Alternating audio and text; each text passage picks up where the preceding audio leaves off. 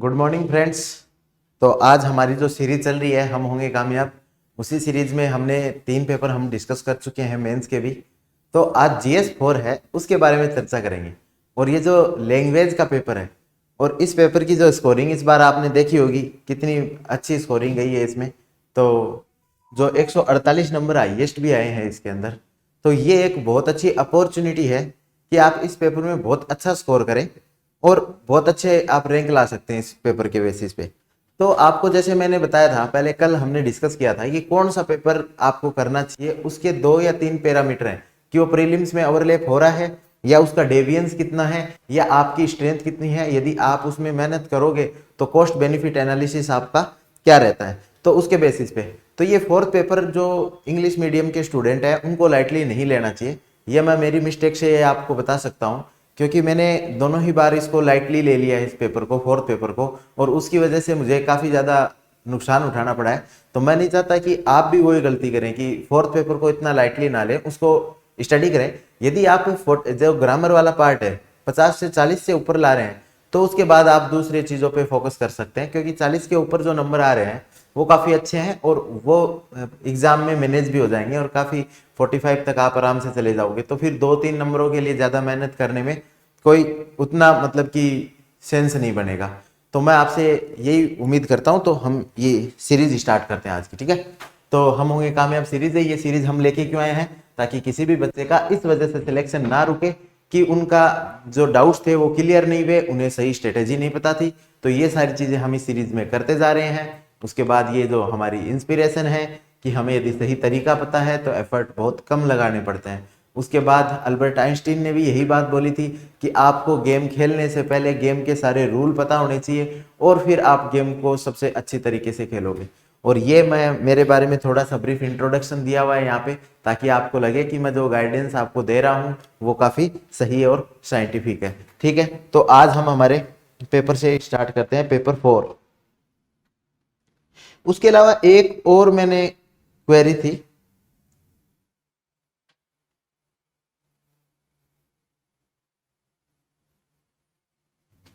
तो उस क्वेरी के बारे में कि सर आप बहुत ज्यादा रिसोर्सेज बता दे रहे हो, एक एक पॉइंट एक एक टॉपिक पे इतनी सारी बुक्स बता दे रहे हो कि वो इतना कैसे कोई पढ़ सकता है, उनके नोट्स बनाने में इतना टाइम लगेगा। ये तो इससे अच्छा तो मार्केट के अंदर कोई कोचिंग नोट्स हैं उनको पढ़ लेते हैं, या XYZ कोचिंग है उनका नोट्स पढ़ लेते हैं।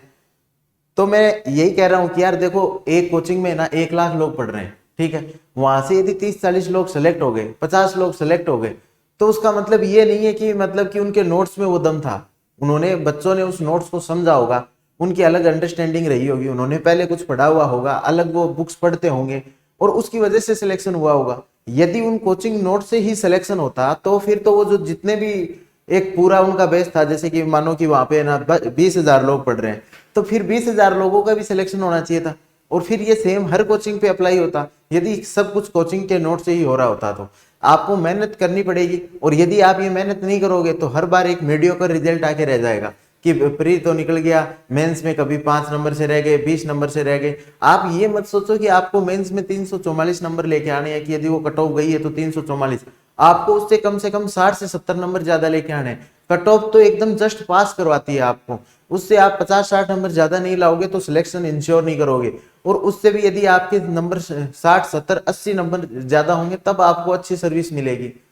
तो आप सोचिए कि आप यदि सब जो वही नोट सब पढ़ रहे हैं तो आप अलग क्या करोगे। आपका पेपर एग्जामिनर को किस तरीके से ऐसे मतलब उसको मजा आएगा ये देखने में कि हाँ यार बच्चे ने कुछ लिखा है। और वो जो मैं रिसोर्सेज आपको GS 1, 2, 3 में बता रहा हूँ, वो आप मैं जो पिछले 2-3 सालों में मैंने अलग अलग रिसोर्सेज से पढ़ा कि ये टॉपिक यहाँ से भी पढ़ लिया, ये टॉपिक यहाँ से भी पढ़ लिया, उसके बाद पता चला कि ये टॉपिक तो एग्जाम ओरिएंटेड नहीं लिखा हुआ है, यहाँ पे ये यहाँ पे ज्यादा अच्छे तरीके से लिखा हुआ है। तो वो आपको केवल 40-45 मिनट में सब कुछ पता चल रहा है, तो उसका आप यूटिलाइज कीजिए। एक जैसे स्वामी विवेकानंद ने कहा था, यदि आप किसी रास्ते पे जा रहे हो उस पर कोई प्रॉब्लम नहीं आ रही, एकदम इजी लग रहा है ना, तो वो रास्ता पक्का ही गलत है। तो ये सेम बात है, मैं भी यहाँ पे आके ना आपको बस ऐसे बोल सकता हूँ कि पतंजलि IAS के नोट्स हैं उनको पढ़ो, बस आपका सिलेक्शन हो जाएगा, बस इन नोट्स को 2 बार पढ़ लो आपकी टॉप रैंक आ जाएगी। मतलब मैं ऐसी सारी बातें कर सकता हूँ जो आपके मन को अच्छी लगेंगी, आप एकदम खुश हो जाओगे कि हाँ यार आज तो भैया सर बहुत अच्छे बोल के गए। लेकिन मैं गारंटी के साथ बोल रहा हूँ कि 2-3 साल के बाद आप मुझे गाली दोगे कि यार ये क्या बता के चला गया ये। इसलिए मैं जो भी चीज है जहां से भी मैंने पढ़ी है और उसकी जो डिटेल, जैसे मैंने 2 या 3 बुक से पढ़ा है, तो और जो एग्जाम ओरिएंटेड चीज है वो मैं आपको सबको यहाँ पे बता रहा हूँ। तो आप शॉर्टकट की तरफ नहीं भागे।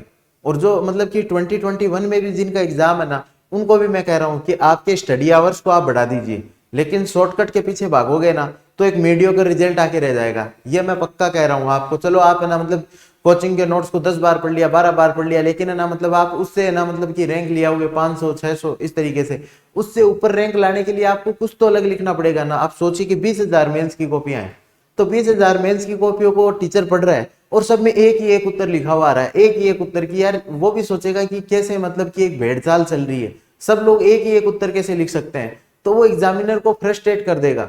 तो मैं आपको पहले ही बता रहा हूं कि आप जो भी सोर्स है और उसको आप स्टैंडर्ड बुक से, जितने भी मैंने आपको जो सोर्स बताया ना, वो या तो स्टैंडर्ड सोर्स बताया मैंने कि ये बुक पढ़ो आप। दूसरा मैंने जो बताया ना वो आपको क्या आता है कि जो यूपीएससी की वेबसाइट्स वगैरह बताई हैं, तो वो लोग काफी ज्यादा रिसर्च करते हैं और वो मेनली जो स्टैंडर्ड बुक्स होती है वहीं से कंटेंट उठाते हैं। तो सोचिए एक एग्जामिनर है, उसने आज तक अपने जीवन में जो भी पढ़ा होगा तो वो स्टैंडर्ड बुक से ही तो पढ़ा होगा, वो कोचिंग के नोट से थोड़ा ना पढ़ के आया है। तो सोचिए वो स्टैंडर्ड बुक से पढ़ा हुआ आदमी पढ़ रहा है उसको, और सब लोग कोचिंग वाला ही मटेरियल लिखते जा रहे हैं, तो ये गलत है। तो आप थोड़ी मेहनत करने पे एकदम वो रखिए यकीन कि हाँ जितने भी सोर्सेज बताए जा रहे हैं उनको हम कवर करेंगे, ठीक है। तो कोचिंग के नोट्स हैं वो आपका फाउंडेशन है, आपको कंसेप्ट किस तरीके से समझ में आएंगे उसके लिए आपको वो ईज करेंगे। आपकी जो मेहनत है उसमें थोड़ा सा वो आपका सहयोग कर देंगे। और जैसे बहुत सारे टॉपिक्स हैं जिनमें मैंने खुद ने बोला है कि यहाँ कोचिंग के नोट्स पढ़ लीजिए आप, क्यों? क्योंकि उनमें आपको बहुत ज्यादा रिसर्च करना पड़ेगा। जैसे लॉ वाले टॉपिक पे हमने बात की थी, तो लॉ वाले टॉपिक पे क्या बात की थी कि जो नोट्स हैं वो कोचिंग से पढ़ लेना। क्यों? क्योंकि यार वो इतना बड़ा है, उसके लिए कोई स्टैंडर्ड बुक भी नहीं है। तो आप ना उसको मतलब मेहनत करोगे, आप कई दिन मेहनत करने के बाद पता चलेगा आपने जो नोट्स बनाए वो कोचिंग जैसे ही नोट्स थे। तो जहां जहां मैं बता रहा हूँ कि यहाँ कोचिंग से पढ़ लेना तो वो ठीक है। आप यदि 15 क्वेश्चंस लिख रहे हो, उसमें से 2-3 आपका कोचिंग के मटेरियल पे बेस्ड है, 2-3 आपके बुक्स पे हैं, 2-3 करंट अफेयर बेस्ड पे हैं, 2-3 आपकी जनरल अंडरस्टैंडिंग से, तो उसको एक होलिस्टिक आदमी लगेगा कि हाँ इसके पास सारे कंसेप्ट भी हैं, ये मतलब कि सारे जो कंटेंट है उसको रेफर भी करता है।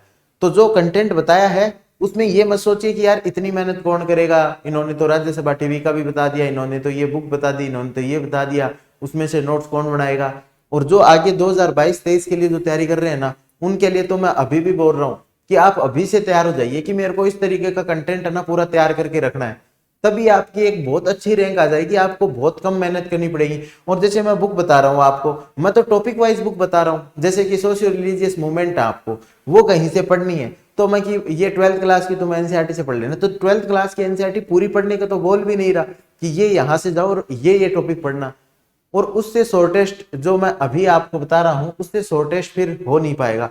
और उससे शॉर्टेस्ट यदि आप करने की कोशिश करोगे ना तो कहीं ना कहीं आप ना रैंक के साथ कॉम्प्रोमाइज करोगे, ठीक है। मैं अपने पर्सनल जो एक्सपीरियंस से ये चीज बता सकता हूं कि एक बार जब रिजल्ट आ जाता है उसके बाद ना आपको ये फील होता है कि यार वो चीज मैं थोड़ी सी कर लेता, मेरे को किसी ने बताया था तो मेरी रैंक ना इंप्रूव हो जाती, मैं ना थोड़ा और अच्छा कर लेता। और ये मैंने अपने साथ के दोस्तों को ना सभी को देख के बता रहा हूं, मैं जो सिलेक्टेड है उनसे सभी से लगभग बातें होती रहती हैं, तो उनके एक्सपीरियंस से बता रहा हूं, ठीक है। तो चलो आज हम GS4 की स्ट्रेटेजी को ना देखते हैं कि किस तरीके से। और ये स्ट्रेटेजी थोड़ी मेरी इंग्लिश मीडियम के स्टूडेंट के हिसाब से रहेगी, क्योंकि मुझे लगता है कि जो हिंदी मीडियम के स्टूडेंट हैं उनकी हिंदी काफ़ी अच्छी होती है, वो आराम से उस पर यदि थोड़ी भी प्रैक्टिस कर लेंगे तो आराम से अच्छा स्कोर कर लेंगे। फिर भी मैं सबसे पहले जैसे ये चैप्टर ये स्टार्ट कर रहे हैं तो इससे सबसे पहले तो हम पढ़ते हैं कि हिंदी के जो ये सामान्य हिंदी है इसके क्या क्या सोर्स मार्केट में अवेलेबल है और उनमें आपको क्या क्या पढ़ना है, ठीक है। तो सबसे पहले मैं इसमें सोर्स नंबर 1 जो बताऊंगा आपको वो है राघव प्रकाश।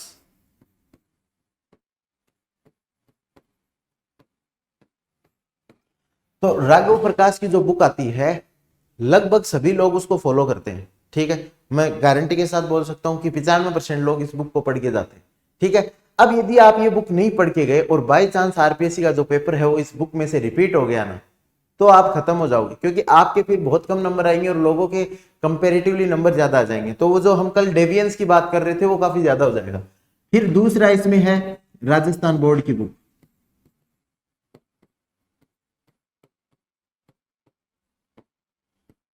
ठीक है। राजस्थान बोर्ड की जो ग्रामर की बुक आती है ना, उसको जरूर पढ़ना है। और आप देखोगे कि पिछली साल जो एसआई का पेपर आया था ना, उसमें जो हिंदी आई थी वो लगभग राजस्थान की बुक से ही रिपीट हो गई थी। उसके अलावा जो हमारा जो आरएस वाला जो पेपर था, उसमें हमेशा से मैंने देखा है 15 से 20 नंबर के 50 में से 15 से 20 नंबर यहाँ से आ जाते हैं, और बहुत छोटी सी बुक है। तो इस बुक को ना पढ़ने की जरूरत है, ठीक है। और एक तीसरी बुक मैं बता देता हूं आपको, इंदिरा अशोक।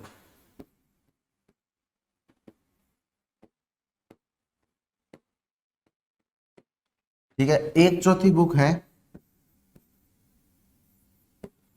पनोरमा।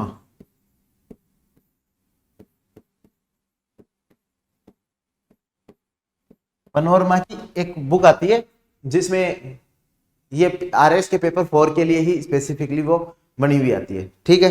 तो ये 4 बुक है अपनी। तो सबसे पहले आप राजस्थान अध्ययन की बुक पढ़ोगे, नंबर 1 प्रायोरिटी आपकी होनी चाहिए, और उसको एकदम सारी कंठस्थ हो जाए ना, तो फिर आप जाओगे राघव प्रकाश पे, और ये बुक आपकी होनी चाहिए फाउंडेशन, ठीक है। तो इसमें से कुछ अलग चीजें मिले, उनको राघव प्रकाश में लिख लो, ताकि आपकी अब राघव प्रकाश होगा वो आपका एकदम पूरा फाउंडेशनल होगा। तो फिर मैंने ये नीचे 2 बुकों का नाम और क्यों लिख दिया, क्योंकि सभी जनरली यही 2 बुक पढ़ते हैं। हाँ, मैंने भी most of the time 90% time पे यही 2 बुक पढ़ी थी। लेकिन जो विलोम शब्द वाला टॉपिक है वो राघव प्रकाश में अच्छा नहीं है, मतलब वो कॉम्प्रहेंसिवली कवर नहीं करते। तो मैं विलोम शब्द राघव प्रकाश से पढ़ के जाता, और मैं जब मॉक टेस्ट देता तो मेरे ज्यादातर सही नहीं होते थे। तो फिर मैंने देखा कि विलोम जो शब्द है वो इंदिरा अशोक में अच्छे दिए हुए हैं, ठीक है। तो इंदिरा अशोक में ना विलोम शब्द अच्छे दिए हुए थे, इसलिए मैंने ना विलोम विलोम शब्द है ना इंदिरा अशोक से कर लिए, ठीक है। उसके बाद ना ये पनोरमा हिंदी बुक है ना, इसमें क्या है कि जो ये इनिशियल वाले टॉपिक है ना, ये प्रत्यय उपसर्ग, ये इनको एक टेबुलर फॉर्मेट में दे रखा था।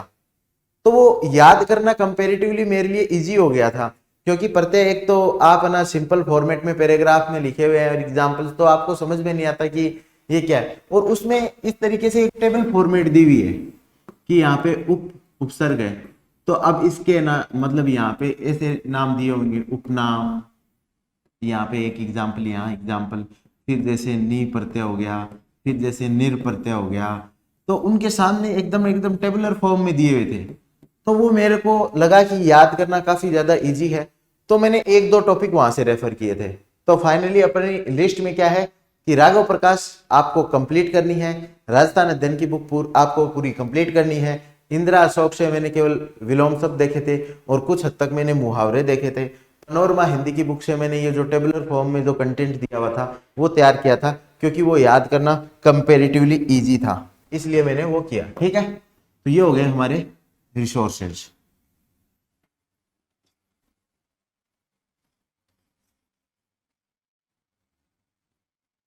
अब एक रिसोर्स और है कि जो मैंने कोचिंग के नोट्स मैंने जनरली हिंदी के लिए रेफर नहीं किए थे, लेकिन मैंने अभी कोचिंग के नोट्स देखे कि इनमें क्या दिया हुआ है। तो ये जो पहला जो टॉपिक है संधि वाला, तो इस टॉपिक को बहुत अच्छे से कोचिंग के नोट्स में दिया हुआ था।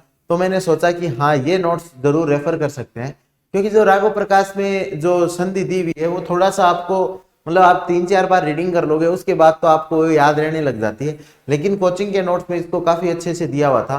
तो इस टॉपिक के लिए भी आप ना मतलब जो पतंजलि के या जहीं भी आप पढ़ रहे हो वहां के नोट्स फॉलो कर सकते हो, क्योंकि वो टीचर आपके लिए थोड़ा सा उसको अच्छे से अरेंज कर देता है। तो ये आप इसमें आपका सोर्स रहेगा। अब हम ये आप जब इसके सारे नोट्स बुक लिस्ट तो अपने पास आ गई, अब हम बात करते हैं कि इस पे आपकी मेन स्ट्रेटेजी क्या रहनी चाहिए, ठीक है। तो हिंदी की ग्रामर आपकी सबसे मजबूत होनी चाहिए। उसका क्या कारण है, एक तो 50 नंबर की हिंदी की वो है, ठीक है। तो 50 में से आपको 40-45 तक स्कोर आपको आराम से करना है। मैं ये नहीं कह रहा हर कोई 48 स्कोर करे, क्योंकि जिनकी हिंदी अच्छी है वो ही कर पाएंगे ये, और वरना उसमें वो नहीं करना है, हमें ज्यादा एफर्ट्स नहीं डालने हैं। 40-45 तक आपको लगे कि नंबर आ रहे हैं तो, और वो आराम से आ जाएंगे। हर टॉपिक में आप 1-1, 2-2 गलतियां भी करोगे तो भी 45 नंबर आराम से आ जाएंगे। तो आपको उसकी कोशिश करनी चाहिए, ठीक है। तो अब हम एक एक पार्ट का करते हैं और उसके साथ साथ ना हम स्ट्रेटेजी की बात करते रहेंगे कि किस तरीके से। तो सबसे पहले देखो ये संधि वाला टॉपिक है ना, इसको इग्नोर मत करना।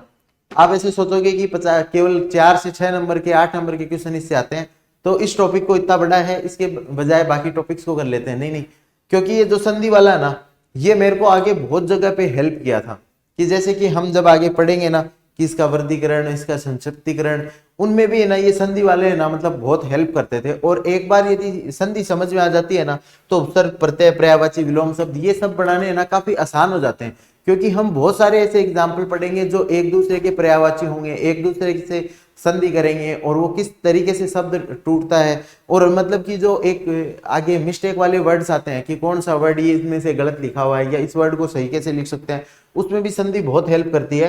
तो आपको संधि करना और संधि विच्छेद करने पे ना मतलब आप इस पूरे यदि ग्रामर को आप ना मतलब कि 100 घंटे दे रहे हो ना, तो आप ना इसको 25 से 30 घंटे इसी टॉपिक को दे सकते हो, क्योंकि ये आपको आगे बहुत ज्यादा हेल्प करने वाला है। ठीक है, फिर उपसर्ग और प्रत्यय, ये दोनों एकदम सिंपल से टॉपिक हैं, कोई भी तैयार कर सकता है। लेकिन इसमें जिस प्रकार से 2 प्रकार के क्वेश्चन पूछते हैं, एक तो क्वेश्चन देंगे कि आपको वर्ड दिया हुआ होगा, ठीक है, जैसे उत्थान वर्ड दे दिया, अब उससे पूछेंगे इसमें से कौन सा प्रत्यय है, तो वो तो काफी ज्यादा इजी हो जाता है कि ये। लेकिन जो दूसरे टाइप का क्वेश्चन होता है ना, उसमें क्या होता है कि आपको उपसर्ग दिया हुआ रहता है और उपसर्ग के बाद एक प्रत्यय दिया हुआ होता है, मतलब अलग अलग क्वेश्चन आते हैं, तो इस प्रत्यय से 2 शब्द बनाने होते हैं। तो वो उस टाइम पे एग्जाम प्रेशर ऐसा होता है, बाहर आते ही तो आपको सारे मतलब कि सब कुछ याद आते हैं। जैसे शायद दार पूछा था तो उसमें थानेदार, मसालेदार, ये चीजें अब तो काफी इजी याद आती हैं। लेकिन मैंने ये जनरली देखा है कि जो लोग हिंदी मीडियम से नहीं है, इंग्लिश मीडियम के स्टूडेंट हैं, उनको यहाँ पे काफी ज्यादा प्रॉब्लम आती है। तो आप सब जितने भी प्रत्यय उपसर्ग हैं उनके 2-2, 3-3 एग्जाम्पल्स को है ना हमेशा टिप्स पे रखिए कि 2 एग्जाम्पल आरपीएससी पूछेगी तो ये लिखूंगा। उसके अलावा जो कंफ्यूजिंग वाले जो उपसर्ग हैं उनके वर्ड्स को रिपीट ना करें, जैसे कुछ निर से बनेंगे, कुछ नी से बनेंगे, तो हमें कई बार पता नहीं चलता। हम इसका एग्जाम्पल याद करते हैं लेकिन इसमें लिख देते हैं, इसका एग्जाम्पल लिखते हैं इधर वाले में ये कर देते हैं। तो ये जो कंफ्यूजिंग है तो उनकी मैंने एक लिस्ट ऐसे बना लिया था कि ये 2-3 हैं जो एक के साथ कंफ्यूज हो सकते हैं, ये 2-3 उपसर्ग हैं वो एक के साथ कंफ्यूज हो सकते हैं। तो जो कंफ्यूजिंग वाले जो उपसर्ग और प्रत्यय है ना उनको आप अलग कर लीजिए तो फिर ठीक हो जाएगा। पर्यायवाची शब्द और विलोम शब्द, तो पर्यायवाची शब्दों को मैंने ना राजस्थान अध्ययन की जो बुक थी ना उसी से जनरली किया था, क्योंकि मैंने एकदम सिंपल सोच लिया था कि यार पर्यायवाची तो ना राघव प्रकाश में बहुत ज्यादा दिए हुए थे, उतना तो पर्यायवाची हम सारे याद नहीं कर सकते, एटलीस्ट मैं तो नहीं कर सकता था। तो मैंने क्या किया कि यदि 4 पर्यायवाची पूछेंगे तो उनमें से 2-3 तो हमें वैसे भी जनरली याद आ ही जाते हैं, और उन 2-3 के लिए जो 1/4 नंबर है उसके लिए इतनी एफर्ट नहीं करनी चाहिए। तो मैंने जो राजस्थान अध्ययन की जो बुक थी उसमें जितने पर्यायवाची दिए थे केवल वही याद किए थे। मैंने अपने आप को यहाँ पे लिमिट किया, लेकिन जो आरपीएससी में आए थे इस बार 2 ही पर्यायवाची पूछे, तो ये टॉपिक काफी सिंपल है, इसमें आपको ज्यादा एफर्ट डालने की जरूरत नहीं है। उसके बाद विलोम शब्द है, विलोम शब्द का मैंने पहले बता दिया, विलोम शब्द सबसे अच्छे इंदिरा अशोक में दिए हुए हैं, तो वो वहां से आप कर लेना पूरे। फिर ये जो शब्द युगम है, अर्थभेद, ये एक टॉपिक ऐसा है कि आप कहीं से भी करोगे ना तो भी एक दो छूटता रहेगा। तो इसके लिए मैं यही बताऊंगा कि पहले तो आप जो राघव प्रकाश है उससे कर लीजिए, उसके बाद राजस्थान अध्ययन भी कर लीजिए, और जो प्रीवियस ईयर्स के जो पेपर आए हुए हैं उनको भी देख लीजिए, कई बार ना ये वहां से भी रिपीट होते हैं। ठीक है, ये वाक्यांश के लिए सार्थक शब्द, इस टॉपिक पे थोड़ा सा आपको ना ज्यादा फोकस करना है, क्योंकि ये काफी इजी है। मतलब आपको यार 300-400 वर्ड याद करने होंगे ना, उनमें से आप देखोगे कि ना मतलब पहले से आपको 60-70% वर्ड आप पहले से जानते हो, तो वहां तो आपको कोई दिक्कत ही नहीं आएगी। ठीक है, तो ये सार्थक शब्द का फिर यूज क्या है, देखो एक तो ये 4 आएंगे तो 4 नंबर आपके डायरेक्टली पके हुए हैं। उसके अलावा जब आगे हम जब लिखेंगे हिंदी का जो राइटिंग स्किल वाला पार्ट है उसके अंदर जितने ज्यादा हम ये वाक्यांश के लिए जो सार्थक शब्दों का यूज करेंगे ना उतना हमें ज्यादा फायदा होगा, ये मैं लिटरली आपको बोल सकता हूँ। ठीक है, फिर शब्द शुद्धि और वाक्य शुद्धि इंग्लिश मीडियम के स्टूडेंटों के लिए ये सबसे इंपॉर्टेंट है।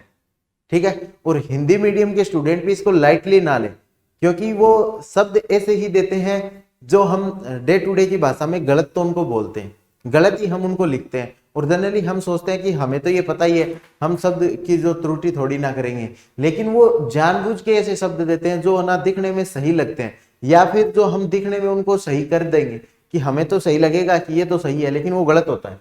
ठीक है, वाक्य शुद्धि बहुत जरूरी है, क्योंकि जो हिंदी इंग्लिश मीडियम के स्टूडेंट है वो काफी सालों से हिंदी से दूर रहते हैं, फिर सीधा आरएस के एग्जाम में आके लिखते हैं, तो उनके वाक्यों की जो स्ट्रक्चर होती है वो इतनी अटपटी होती है कि ना मतलब जो हिंदी का जो टीचर है उसको तो वो कभी अच्छी नहीं लगेगी। तो इन दो टॉपिकों को भी आपको अच्छे से करना है। मुहावरे और लोकोक्ति ये तो एकदम मतलब जनरल, इनको ना कभी भी ऐसे कंसंट्रेशन से मत पढ़ना। इनको तो आप ऐसे रखना कि ये कुछ मुहावरे, ये जो बुक की है उसकी फोटो स्टेट करवा के 5-7 पेज 10 पेज अपने साथ में रखना। जब कहीं पे घर पे बात हो या कुछ हो तो उस टाइम पे ना मतलब कि इन मुहावरों का यूज कर लेना। तो ना मतलब आपका क्या होगा कि थोड़े टाइम के बाद उन मुहावरों के ऊपर कमांड हो जाएगी।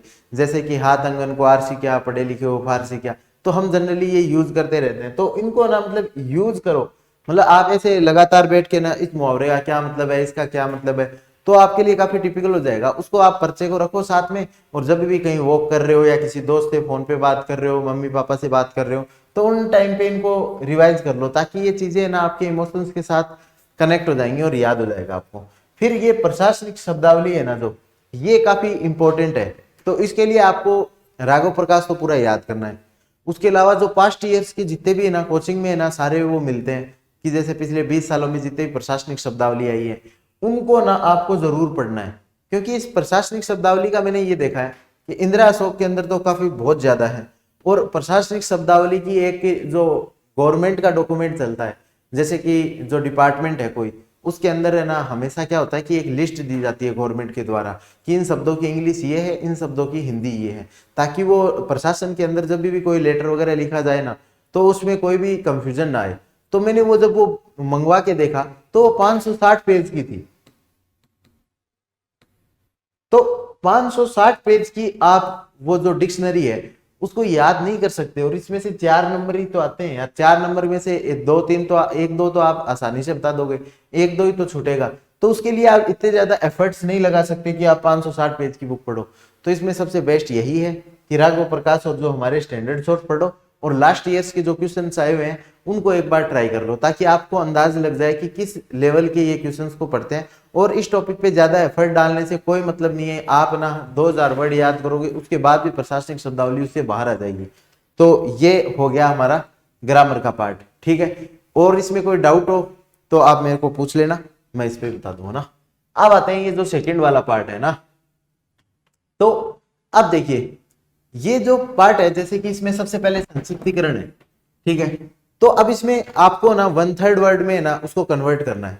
तो हम जनरली क्या करते हैं, देखो 3-4 बातों का ध्यान रख लेना, आपके नंबर है ना उसमें आराम से जंप हो जाएंगे। क्योंकि मैंने पिछली बार जो कॉपी आई थी आरटीआई से उसको मैंने देखा था कि ना मेरे किस तरीके से नंबर आए हैं हिंदी के अंदर। तो उसके बेसिस पे मैं बता रहा हूं कि जो संक्षिप्तीकरण है उसमें जो 3-4 बातें हैं उनको आरपीएससी अप्रिशिएट करती है। उनको एक तो सेम को रिपीट ना करें, ठीक है, कि जो सेम मतलब लाइन जिस प्रकार से लिखी हुई है ना उस लाइन का मतलब भावार्थ वो ही रखना है, लेकिन उसको दूसरे शब्दों में पिनोना है। मतलब कि आप यदि सेम वो ही शब्द लिख दोगे ना तो वो बहुत ही ज्यादा इरिटेटिंग लगेगा उसको और वो नंबर काटेगा। तो आपको क्या करना है कि जो सेम वर्ड्स है ना जो उसमें दिए हुए हैं उनको रिपीट नहीं करना है किसी भी तरीके से। दूसरा, भावार्थ चेंज नहीं करना है, ठीक है। तो आप बोलोगे कि ना भावार्थ कौन चेंज करता है, ऐसा तो कोई बेवकूफ नहीं होगा जो भावार्थ चेंज करेगा। लेकिन जनरली हम क्या करते हैं कि कुछ बातें दी हुई होती हैं इसके अंदर और कुछ बातें हम उनको यूनिवर्सल मानते हैं, ठीक है। कुछ बातें यूनिवर्सल, जैसे क्या कि महिलाओं का सम्मान करना चाहिए, ये बात यूनिवर्सल है। लेकिन ये जब तक इस में दी हुई नहीं है हमारे गद्दे के अंदर तो उसको हमें जोड़ना नहीं है अपनी तरफ से कुछ, चाहे वो कितनी भी कॉमन सेंस वाली बातें हो, कितनी भी नॉर्मल बात हो, लेकिन हमें कुछ जोड़ना नहीं है उसके अंदर। कॉमन सेंस वाली जो चीजें हैं उनको आप ऐसे मत कि ये तो एग्जामिनर को पता ही होगा तो इसको मैं इसमें ऐड कर देता हूं, नहीं नहीं, ऐसी कोई गलती हमें नहीं करनी है। जो केवल इसमें दिया हुआ है ना उसी का क्या करना है, आपको भावार्थ निकालना है, ठीक है। तीसरी चीज इसमें आप जो ध्यान रखोगे ना वो मैंने बताया था ना, वाक्यांश के लिए एक शब्द,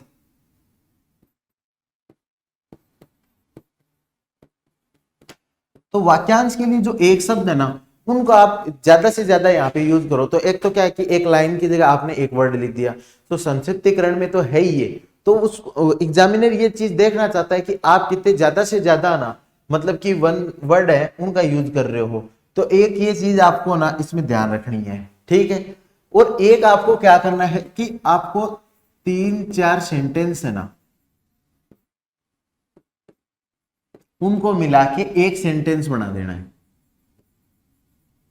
ठीक है, एक सेंटेंस बनाना है उसको। और एक बात और है कि सबसे सरल भाषा में लिखो। सरल भाषा जैसे हमारी कई बार क्या होता है कि जो हिंदी मीडियम के स्टूडेंट है उनकी बहुत अच्छी कमांड होती है भाषा के ऊपर, तो उसको एक अलंकारित भाषा लिखते हैं कि उसको पढ़ने में तो बहुत अच्छा लगता है, लेकिन वो यहाँ पे काम नहीं करेगा। यहाँ पे आपको ना एकदम सरल भाषा के अंदर ही उसको लिखना है। वो एग्जामिनर उसी चीज को अप्रिशिएट करेगा कि हाँ इसने एकदम सिंपल भाषा में सब चीजें ना बता दी है। तो आपको देखो ये 5 चीजें आप ध्यान रख लोगे ना, तो मुझे लगता है कि आप जैसे कि 10 में से ना 3-4 नंबर इसमें सभी लेके आते हैं, इसमें कोई दो राय नहीं है। लेकिन 6-7 नंबर की तरफ बढ़ोगे ना, तो देखो 6 नंबर तक है ना 2 या 3 नंबर इसमें आराम से इंक्रीज हो जाएंगे यदि आप इन 5 बातों का ध्यान रखोगे।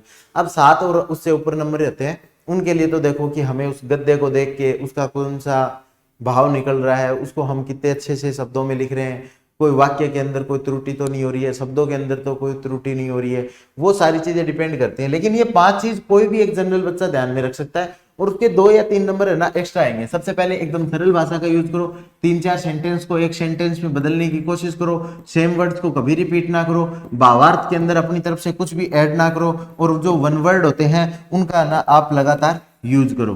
ठीक है, तो इन 5 बातों का आप ध्यान रख के ना मतलब कि आप अच्छे से ना मतलब अपना स्कोर इसमें बढ़ा सकते हो 2 से 3 नंबर। ठीक है, अब आ गया पलवन। पलवन में क्या है कि एक है ना किसी भी एक सुक्ति दी हुई होगी। ठीक है, तो उससे जैसे कोई भी एक है ना अच्छी सी लाइन दे दी कि मतलब जैसे महात्मा गांधी की या फिर मतलब लक्ष्य की ओर प्रेरित रहेंगे अपने विवेकानंद की बात। ठीक है, अब इसको पलवन करके इसको आगे बढ़ाना है। एक ही लाइन दी हुई क्योंकि उसको ना मतलब कि बढ़ाना है। तो इसमें क्या रोल प्ले करता है, एक तो जानकारी।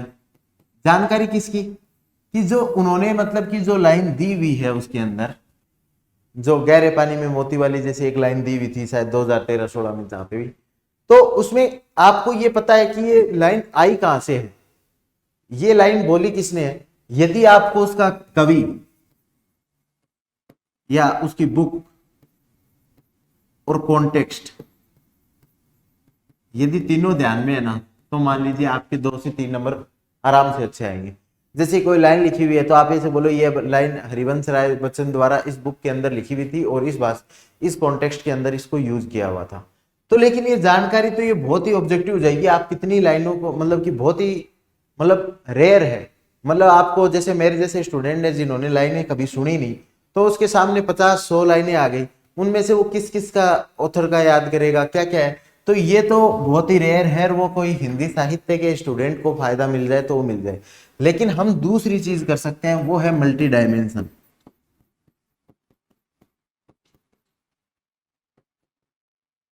आप यदि किसी भी सुक्ति को अलग अलग डायमेंशन से देखोगे ना, कि यदि इसको मतलब डायमेंशन कैसी होती हैं, तो डायमेंशन के बारे में हम एक बार बात करते हैं। तो उस डायमेंशन को जब आप उसको खोलोगे ना, तो एग्जामिनर सोचेगा हाँ बच्चे को ये तो नहीं पता था ये कहां से उठाई हुई है, लेकिन बच्चे ने इसका जो सार है ना वो निकाल दिया।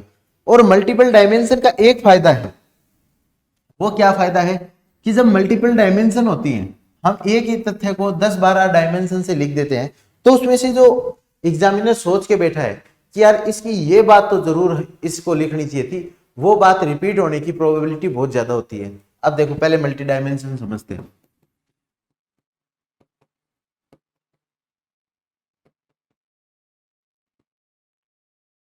ठीक है, तो मल्टी डायमेंशन किसी भी चीज की कैसे निकालते हैं, तो सबसे पहले हम सब्जेक्ट के अकॉर्डिंग देखेंगे कि कौन कौन से सब्जेक्ट हैं।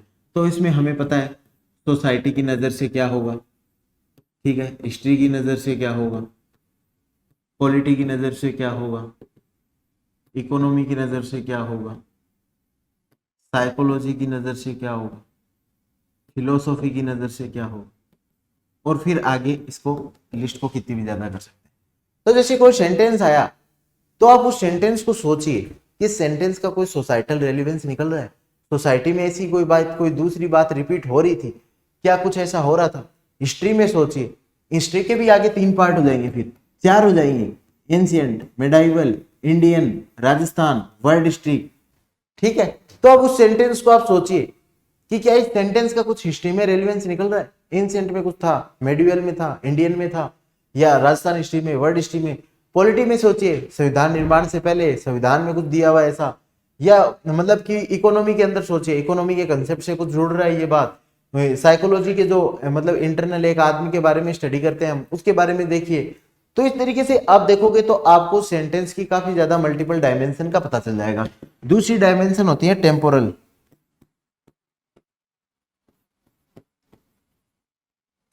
टेम्पोरल डायमेंशन क्या? Past, present, future. अब आप उसी सेंटेंस को सोचिए, उस सेंटेंस का पास्ट में क्या रेलिवेंस था, प्रेजेंट में क्या रेलिवेंस है, और फ्यूचर में क्या रेलिवेंस होगा। ठीक है, तो ये चीज आप इसमें सोच सकते हो। उसके अलावा आप पॉपुलेशन डायमेंशन पे भी सोच सकते हो। ये पॉपुलेशन डायमेंशन कौन सी होती है कि इंडिविजुअल पे क्या फर्क पड़ेगा, या इंडिविजुअल के लेवल पे यदि उस सेंटेंस को सोच के देखें। अब जैसे कि कोई सेंटेंस आ गया कि गहरे पानी में मतलब कि जो मोती ढूंढने वाला, मतलब किसी भी हार्ड, मतलब किसी भी सेंटेंस का यदि सेंटेंस है, मतलब उसका भावार्थ जो निकल के आ रहा है ना, वो है हार्ड वर्क।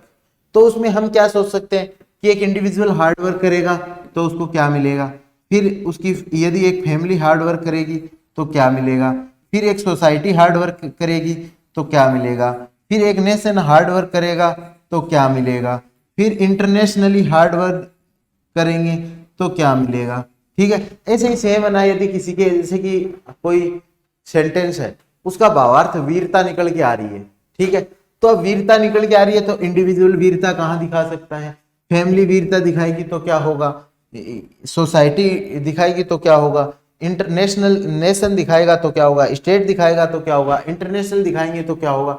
तो आप सोच सकते हो कि ये कम से कम आपके पास 20, 25, 30 डायमेंशन है, उनमें से आपको हर टॉपिक की 10 डायमेंशन मिल जाएंगी और ये लिखना फिर काफी इजी हो जाएगा।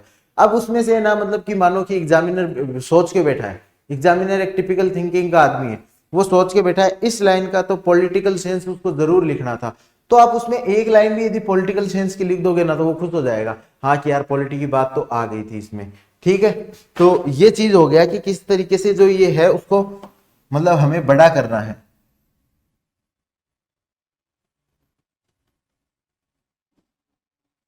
उसके अलावा गीता, गांधी, रामायण, महाभारत, इनसे आप सोच सकते हो कि इनमें कहीं ना कहीं कोई बात सेम, बात जिसका भावार्थ सेम निकल रहा हो, तो वो बातें हम सारी इसके अंदर लिख सकते हैं। तो ये काफी सिंपल हो गया अपना। अब आ गया पत्र लेखन और प्रारूप लेखन।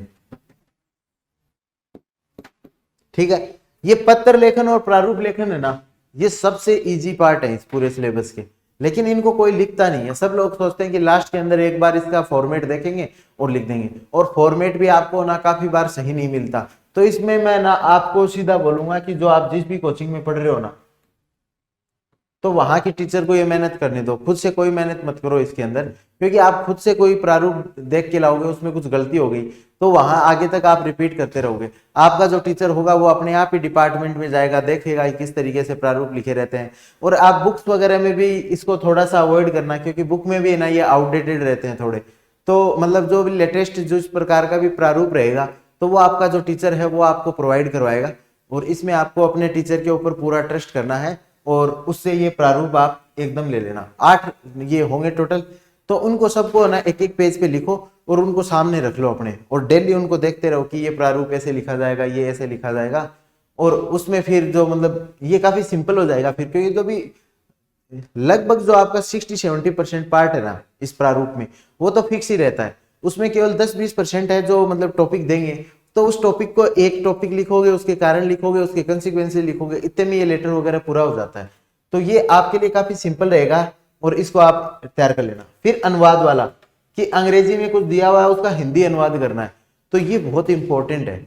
इसमें ना मतलब हिंदी मीडियम के स्टूडेंट क्या करते हैं कि जो लाइन को कुछ समझ में आ रहा है ना, तो उसको अपने हिसाब से लिख देते हैं कि इसका तो ये मतलब निकलना चाहिए, और इसमें एकदम परफेक्ट अनुवाद करना है आपको, तो उसमें गलती आएंगी। तो उसमें आपको 3 चीजों का ध्यान रखना है मेनली। ठीक है, पहला क्या, वोकैबुलरी। ठीक है, तो इसमें जो वोकैब यूज हुई है ना, उसका परफेक्ट जो मतलब कि हिंदी वर्ड होता है ना, उसको यूज करोगे तभी भाषा के अंदर है ना जो भी मतलब कि जो आप लिखोगे अनुवाद, उसका कोई सेंस निकलेगा। तो एक तो वो कैप पे ध्यान देना है। दूसरी, वाक्य त्रुटि नहीं होनी चाहिए, वाक्य और शब्द में गलती। जैसे कि क्या है कि हम उसको लिखते हैं कुछ आशीर्वाद वगैरह जो कॉमन वर्ड होते हैं तो वो गलत लिख देते हैं, तो वो काफी ज्यादा यहाँ पे मतलब हमने पूरा सेंटेंस को सही से कन्वर्ट किया, लेकिन लास्ट में जाके एक वाक्य त्रुटि कर दी तो पूरे सेंटेंस को मतलब कि आधा नंबर या मतलब एग्जामिनर यदि मन में आया तो पूरा ही नंबर काट लेगा।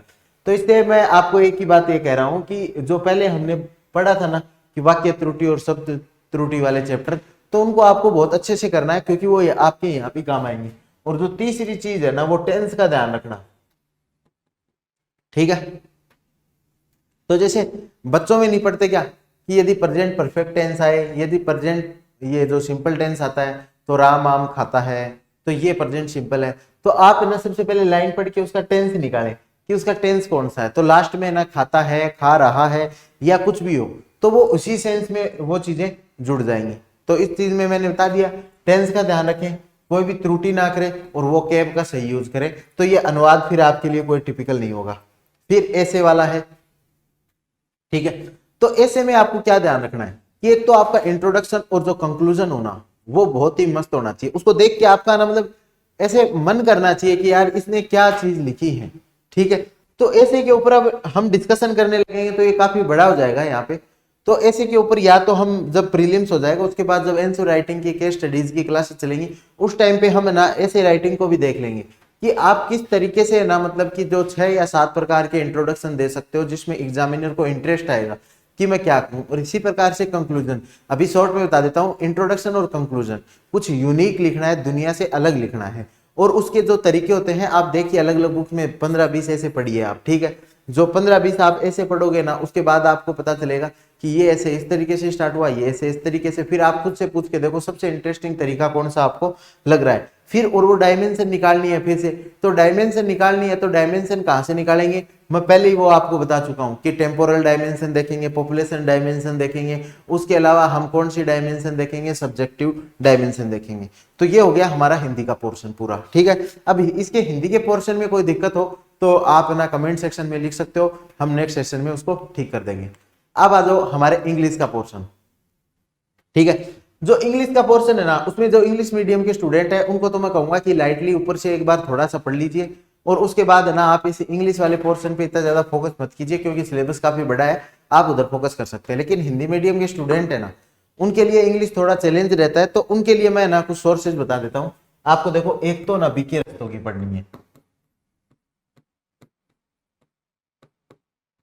ठीक है। आपको यदि बीके रस्तोगी अच्छी नहीं लग रही तो दूसरा आपके पास ऑप्शन है एसएससी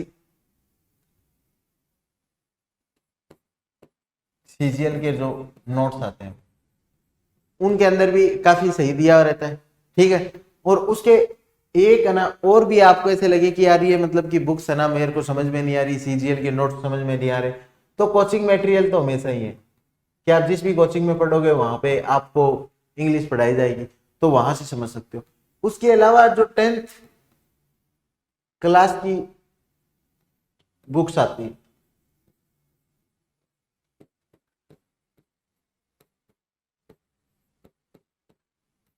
जो 10th क्लास की बुक्स आती है पासबुक, जो संजीव पासबुक वगैरह हैं, तो उनको आप पढ़ सकते हो। अब ये मैं इसलिए बता रहा हूं कि मैंने काफी मेरे जो फ्रेंड्स हैं हिंदी मीडियम के उनको देखा है कि वो 10th के बाद कभी ग्रामर को उन्होंने पढ़ा ही नहीं और फिर वो सीधा जाके कंपटीशन वाली जो ग्रामर है उसको पढ़ने की कोशिश करते हैं। तो उनके फाउंडेशन है वो पहले से, हमें तो पता ही है हमारी स्कूल कैसी है, कितना हमें इंग्लिश पढ़ाते हैं, तो हमारा पहले से वीक होता है। फिर हम सीधी कंपटीशन वाली जो किताबें पढ़ते हैं ना तो हमारे लिए ऐसे लगता है कि ये सब कुछ थोड़ा नया है, हम उसको समझ नहीं पा रहे। तो जिसको भी यदि ये दिक्कत आए ना इंग्लिश के अंदर कि मुझे ये किताबें ये जो नोट्स और कोचिंग वाली बातें समझ में नहीं आ रही, तो वापस जाओ जहाँ पे आपने लास्ट टाइम छोड़ा था, 10th क्लास में जाओ। 10th क्लास की जो संजीव पासबुक है या जो भी आजकल कोई भी एक्सीलेंट पासबुक है, तो उन पासबुक में जाओ और वहां से ग्रामर पूरी स्टडी करके आओ, तो फिर आपको लगेगा फाउंडेशन हो गया। उसके बाद ये सारी ऊपर वाली चीजें हैं वो आपको समझ में आने लग जाएंगी, ठीक है। टॉपिक इसमें दिए हुए हैं कि आर्टिकल आएगा, प्रीपोजिशन आएंगे, टेंस, मॉडल्स, वॉइस, ठीक है। तो इनमें आपको बस सीधा सा दिया हुआ रहेगा, इनमें ऊपर में तो ना जो 10 सेंटेंस आएंगे, तो ऊपर वाले जो ये 5 टॉपिक है ना, उनमें तो ना सेंटेंस के अंदर मिस्टेक होगी कोई, उस मिस्टेक को आपको ना रेक्टिफाई करना है कि इस सेंटेंस के अंदर कौन सी मिस्टेक है। तो ये आप जब ये फाउंडेशन वाला कोर्स अच्छे से कर लोगे ना, तो आपको पता चल जाएगा कि कहाँ कहाँ पे मिस्टेक होती है। ठीक है, तो आप इसमें सिंपल सा है, जब ये मिस्टेक वाले सेंटेंस आए ना, तो आप उस सेंटेंस का ना मतलब समझो कि ये सेंटेंस दिया हुआ है कि क्या कहना चाहता है, और इस सेंटेंस की एकदम आप खुद से इंग्लिश बनाने की कोशिश करो। आप जब खुद से इंग्लिश बनाओगे और उसको आपस में कंपेयर करोगे, तो आपको एक दो जगह ऐसा लगेगा कि यहाँ भी गलती हो सकती है, यहाँ भी गलती हो सकती है। फिर आप अपने ग्रामर के रूल याद करोगे, तो आपको पता चल जाएगा कि ये मिस्टेक ज्यादा प्रोमिनेंट लग रही है मुझे। ठीक है, तो ये हो गया। और फिर ये जो इसमें ये जो सिनोनिम्स वगैरह है, एंटोनिम्स है, इन पे इतना ज्यादा टाइम मत देना यार, एक दो आते हैं वो भी ना सही हो या नहीं हो, तो उनके लिए इतना ज्यादा रिस्क लेने की जरूरत नहीं है। इस टॉपिक को आप ना अवॉइड कर सकते हो, ये वन वर्ड सब्स्टिट्यूशन वगैरह इनको, क्योंकि ये जो फ्रेजल वर्ब और आइटम्स है, इनको जरूर पढ़ लेना, ये काफी इजी आते हैं, बहुत ज्यादा इजी आते हैं आरपीएससी के अंदर, और 2 ऑप्शन दिए हुए रहते हैं, तो इनको जरूर पढ़ लेना। ठीक है, और ये भी ना मतलब वर्ड्स ऑफन कंफ्यूज भी काफी इजी आते हैं, तो इन दोनों को कर लेना आप। वन वर्ड सब्स्टिट्यूट और सिनोनिम्स और ये ना आप छोड़ सकते हो, क्योंकि इनमें ना मतलब कि आप कितने की याद करोगे, आप कितना करोगे, तो ये 4 नंबर को आप रिस्क ले सकते हो। डायरेक्ट, इनडायरेक्ट और एक्टिव पैसिव ना आरपीएससी बहुत सिंपल पूछती है, तो ये जो भी आप इनमें बुक्स में पढ़ोगे, तो ये सारे रूल्स आपको उसमें से मिल जाएंगे। ठीक है, हम आगे बढ़ते हैं। अब कॉम्प्रहेंशन वाला पार्ट है, जैसा कि ना मतलब सेम हिंदी में किया था ना, वो सेम टू सेम यहाँ पे करना है, वो ही एकदम सेम रूल लगेंगे, बस इसमें ना लैंग्वेज चेंज हुई है, बात तो मतलब कि फिलोसॉफी तो इसके बिहाइंड सेम ही है। ठीक है, ये एक तो है इसमें पैसेज आता है जो हिंदी में नहीं आता। ठीक है, पैसेज के 5 क्वेश्चन दिए हुए रहते हैं, तो अब पैसेज में भी वो 2-3 बातें ध्यान रखनी है। देखो, एक तो जिस टेंस के अंदर क्वेश्चन पूछा है ना, रिप्लाई उसी टेंस के अंदर होना चाहिए। ठीक है, दूसरा, जो पैराग्राफ के अंदर लाइन लिखी है ना, उनको वापस से रिपीट नहीं करना आपको। ठीक है, और तीसरा ना मतलब छोटे से छोटा उत्तर जितना दे सको ना, ऐसा नहीं कि उसने ना एक क्वेश्चन पूछा, आपने 3-4 लाइनें लिख दी कि इन 4 लाइनों में से भाई उत्तर ढूंढ ले, तेरा कुछ होगा, तो वो आपको कभी भी अच्छे नंबर नहीं देगा। आप कोशिश करो कि एक लाइन के अंदर या 2 लाइन के अंदर है ना, मतलब जो क्वेश्चन पूछा है ना उसका आंसर दो, तो 2-3 बातें आप ध्यान रखोगे, हो जाएगा। अब 5 सेंटेंस है जो हिंदी से इंग्लिश में बनेंगे, तो हम जो जैसे कि पहले पिछले पेज पे टॉपिक था कि ये हम टेंस पढ़ेंगे, सीक्वेंस ऑफ टेंस, मॉडल्स पढ़ेंगे ना, तो उससे ये सारी चीजें अपने आप ही जाएंगी। जब आप टेंस पढ़ लोगे तो आपको कन्वर्ट करना आराम से आ जाएगा, तो पीछे टेंस पढ़ोगे तो ये चीज अपने आप ही हो जाएगी। प्रीसी राइटिंग, जिस तरीके से मतलब वहां पे संक्षिप्तीकरण था, तो वो जो बातें हमने वहां पे ध्यान रखी थी, वही 5 बातें यहाँ पे ध्यान रखनी है कि एकदम सिंपल सेंटेंस होनी चाहिए। दूसरा कि एकदम 3-4 सेंटेंस को मिला के एक सेंटेंस का यूज करो, वन वर्ड का ना मतलब ज्यादा से ज्यादा यूज करो, टेंस आपको नहीं बदलना है, कोई अपनी तरफ से कोई भावार्थ ऐड नहीं करना है। हिंदी मीडियम के स्टूडेंट के साथ ना इसमें यही दिक्कत आती है, प्रीसी राइटिंग लिखता है तो वो सेंटेंस अपनी तरफ से बनाता है, तो उसमें अपने भावार्थ दे देता है, कोई भी नया ऐसा कोई चीज नहीं ऐड करनी है जो पैराग्राफ में नहीं दी हुई, बाकी वही 5 चीजें इसमें आपको भी ध्यान रखनी है। फिर पैराग्राफ राइटिंग आ गया। ठीक है, तो ये पैराग्राफ राइटिंग 3 टॉपिकों में से एक पे लिखना है, तो इसमें भी क्या बात होगी कि ना आपका मल्टी डायमेंशनली देखना है। मल्टी डायमेंशन हम पहले ही बात कर चुके हैं कि टेम्पोरल क्या होगी, सब्जेक्टिव क्या होगी, पॉपुलेशन के हिसाब से हम क्या क्या डायमेंशन देख सकते हैं। फिर ये एक थीम के ऊपर एलोबरेट करना है, तो वही जो जैसे हम पलवन में सारी चीजें देखी थी ना, वो की वो सारी यहाँ पे भी एप्लीकेबल हो जाएंगी। उसके अलावा जैसे अभी ये लेटर राइटिंग और रिपोर्ट राइटिंग है। ठीक है, तो अब जो रिपोर्ट राइटिंग वगैरह है, तो यदि आप ना मतलब कि पिकअप करते हो, या तो लेटर राइटिंग करते हो या रिपोर्ट राइटिंग, तो रिपोर्ट राइटिंग में काफी ज्यादा टेक्निकल इश्यूज आते हैं कि आपका ना सेंटेंस ऐसा होना चाहिए, पैसिव सेंटेंस में आपको लिखना है, उसमें आप जो भी चीज एक्सप्लेन करो उसकी सारी चीजें बतानी है। जैसे रिपोर्ट में क्या होता है कि कोई एक्सीडेंट हो गया, अब उसको जाके आपको एक्सप्लेन करके आना है, तो आपको ना मतलब उसमें सेंटेंस की मर्यादा बहुत रखनी पड़ती है कि ना वो सेंटेंस आप जैसे मतलब कि हमारे साथ एक जनरली दिक्कत होती है, हम 2 सेंटेंस प्रेजेंट के लिखते हैं, एक पास्ट का लिख देते हैं, फिर एक फ्यूचर का लिख देंगे, पास्ट का लिख देंगे, तो बहुत ज्यादा कंटिन्यूटी ब्रेक होती है। तो ये रिपोर्ट में नहीं हो सकता, रिपोर्ट में आपको एक स्पेसिफिक सेंटेंस में चलता रहना पड़ता है। और तो हिंदी मीडियम के स्टूडेंट जब अपनी भावनाएं रखने की कोशिश करते हैं, तो वो मतलब कि मैं भी समझता हूँ कि मेरी भी जो एजुकेशन हिंदी मीडियम से हुई है, तो मैं समझता हूँ कि हमें वो दिक्कत आती है। तो रिपोर्ट राइटिंग को आप जनरली अवॉइड करें जब तक आपको उसकी पूरी समझ नहीं है। ठीक है। तो लेटर राइटिंग है, तो जैसे हिंदी में जैसे परिपत्र वगैरह थे उनका हमने फॉर्मेट याद किया था ना, वैसे ही लेटर 3-4 प्रकार की तो होते हैं कि या तो आप न्यूज़पेपर एडिटर को लिखोगे, या फिर आप किसी ना मतलब कि जो हमारे जो प्रशासक हैं, एसडीएम वगैरह हैं, या किसी अधीक्षक वगैरह को लिखोगे। उनके अलावा मतलब आप किसको लिख सकते हो, किसी कंपनी को रिक्रूटमेंट के लिए लिख सकते हो। उसके अलावा कोई आपका प्रोडक्ट खराब आ गया तो कंपनी को एक शिकायत लेटर लिख सकते हो आप। तो इस तरीके से 4-5 लेटर होते हैं, उनका आप ना जो अपना इंग्लिश का टीचर है या मेंटोर है, कोई सीनियर है, उसको बोलिए कि एक मेरे को एग्जैक्ट फॉर्मेट दे दीजिए, उसको रट लो। तो उसमें से 10 में से 3-4 नंबर का तो फॉर्मेट की मार्किंग होती है, बाकी 1-2 नंबर आप फिर ऊपर एडजस्ट कर लोगे, ठीक है। तो ये हमने मतलब कि पूरा देख लिया आज का ये 4th पेपर। तो 4th पेपर हमने देखा, तो सबसे पहले मैंने इसमें आपको 3-4 रिसोर्सेज बता दिए थे, तो उनको आप फॉलो कर सकते हो, कोई दिक्कत नहीं है।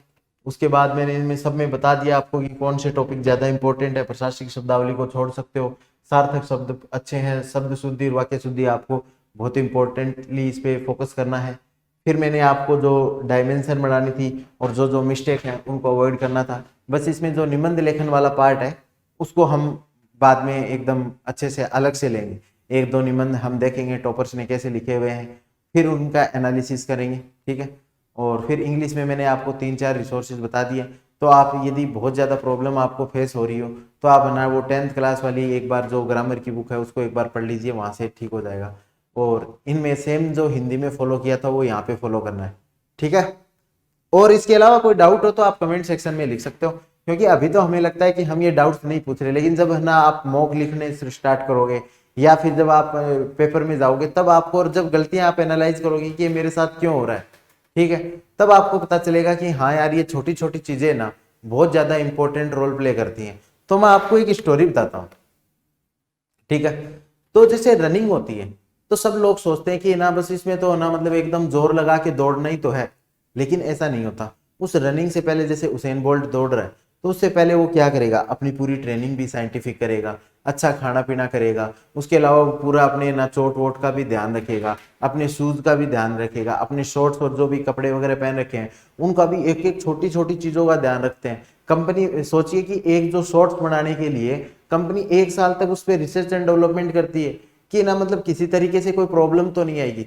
तो वो इतनी करने के बाद वो जब दौड़ते हैं, तो मैंने एक रेस देखी थी जिसमें ना वो मतलब कि इक्वल एकदम दोनों बहुत बराबर दौड़ रहे थे, लेकिन उसने लास्ट में जाते हुए जो अपर जो पार्ट है, क्योंकि वो जो फीता होता है वो आगे की तरफ इतनी हाइट पे होता है, तो उसने अपने अपर पार्ट को आगे कर दिया था थोड़ा सा, और वो 0.01 सेकंड से ना मतलब कि वो रेस जीत गया था। तो वो जब आप ना मतलब कि ठीक है सिलेक्शन, आप जैसे कि 5 लाख लोग बैठ रहे हैं पेपर के अंदर, तो उस 5 लाख लोग बैठेंगे ना, तो उनमें से 2-3 लाख लोग तो सीरियसली स्टडी नहीं कर रहे होंगे, 1 लाख लोग सीरियसली स्टडी कर रहे होंगे, उनके पास 40-50 हजार लोगों के पास तो ना सही से मेथड भी नहीं होगा, वो बस मेहनत ही करते हैं, उनका कोई रिजल्ट नहीं आने वाला। फिर जो बाकी के 40-50 हजार लोग बचते हैं उनमें से 15-20 हजार लोगों को सब कुछ पता होता है, सही मेथड भी पता होता है, लेकिन वो उस डायरेक्शन में मेहनत नहीं करते। फिर जो लास्ट के 15-20 हजार लोग हैं वो मेंस लिखते हैं, वहां पे अब कंपटीशन होता है, और वहां पे भी चलो आप ना लास्ट के 2000 लोगों में भी आ जाओगे, लेकिन जब लास्ट के 2000 लोगों में आ गए उसमें आपकी कैटेगरी के जो लोग हैं उनके साथ जब आपका कंपटीशन होगा तो एकदम नेक टू नेक कंपटीशन है, एक एक नंबर का आपका उनका कंपटीशन है। तो ये एकदम छोटी छोटी बातें ना जहां से आधा 1 नंबर भी बढ़ता है, तो आप उसको सीरियसली लेना अभी से स्टार्ट करो, क्योंकि आपको अभी तो लगेगा कि यार ठीक है ये चीज तो हो ही जाएंगी, इतना भी कोई फोकस नहीं करना, 1 नंबर के लिए इतना दिमाग कौन लगाएगा। मैं कह रहा हूँ एक एक नंबर इतना इंपॉर्टेंट है, और जैसे कि 80% लाना सबके लिए आसान है, लेकिन फिर जैसे जैसे 90 जाएंगे, 95 जाएंगे, 96, 97 वो काफी ज्यादा टफ होता जाएगा। तो आप जैसे कि 350 नंबर लाना काफी आसान है, 370 नंबर लाओगे थोड़ा टफ होगा, 390 लाओगे तो आपको लगेगा यार बहुत ज्यादा जोर आ रहा है, 400 नंबर लाओगे तो आपको लगेगा यार बहुत ही ज्यादा। फिर उसके बाद एक एक नंबर बढ़ाने के लिए आपको एक एक छोटी छोटी चीजों के ऊपर ध्यान रखना है। तो इसीलिए मैं आपको इतना डिटेल में ना मतलब कि मैं ऐसा भी कर सकता था कि एक ही वीडियो के अंदर सारे रिसोर्सेज वगैरह बता देता, लेकिन उसमें मैं ना तो स्ट्रेटेजी बता पाता, ना मैं इसमें पूरा डिटेल में बता पाता। तो अब देखिए कि 4-4, 5-5 वीडियो हम एक एक मतलब कि पेपर को लेके, एक पेपर को पूरा 1 घंटा दे रहे हैं, तो सारी चीजें डिटेल में बताई हुई हैं, ताकि आप उनमें से किसी भी 5-10 चीजों को भी पकड़ लोगे और आपके 5-10 नंबर भी पर पेपर इंक्रीज हो जाते हैं ना, तो मेरा जो मतलब एफर्ट डाल रहा हूँ ना मैं, उसका मतलब पूरा बेनिफिट हो जाएगा। तो आप अपने दोस्तों के साथ बताइए कि मतलब इस तरीके से आप तैयारी कर सकते हो। और आज के लिए बस इतना ही काफ़ी। नेक्स्ट सेशन में हम कुछ और टॉपिक को लेके आते हैं। ठीक है, thank you, all the best for your exam.